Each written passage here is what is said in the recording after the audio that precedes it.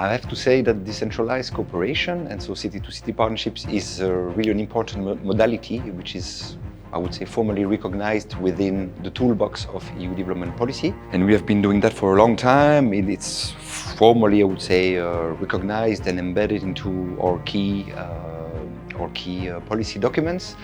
And this program that we are celebrating today with the 57 city-to-city partnerships is really one of the, I would say, concretization and of this approach that we are very proud. Yeah, we believe that this is really a modality that can bring a lot of, I would say, added value and impacts for different reasons. First, I would say maybe this human dimension, the kind of local and human dimension that you can have with these kind of projects.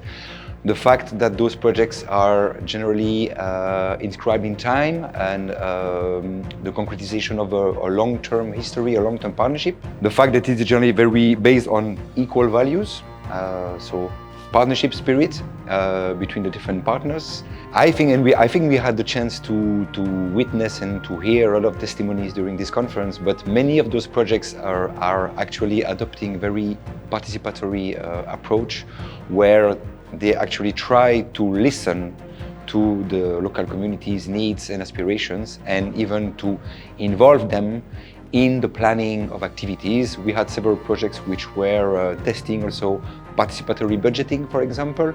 So I think that in not every time, but in some cases where the conditions are met, decentralized cooperation can be a powerful tool to also enhance local democracy and local democratic governance. One of the key objectives of this gathering here in Barcelona was actually to discuss that, to discuss the sustainability, because many of those partnerships that we have are ending either this year or next year. So it's really a good moment and a good opportunity because we have everybody here to launch this kind of collective reflection, I would say, on what we can do.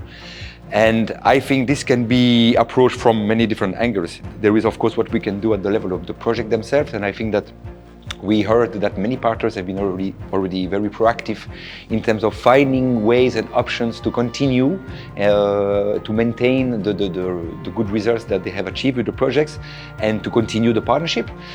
And then, of course, there is also the role of the international community to which the EU is part of. And we are going to use, of course, the findings and the recommendations from this conference to also take them home and see how we can use that to continue our advocacy work internally. There will be elections in Europe in June, so maybe some new opportunities that can arise from this. I think I have a very simple sentence that comes to my mind when thinking about those beautiful partnerships that we had the chance to discuss during those 2 days, is that small is beautiful.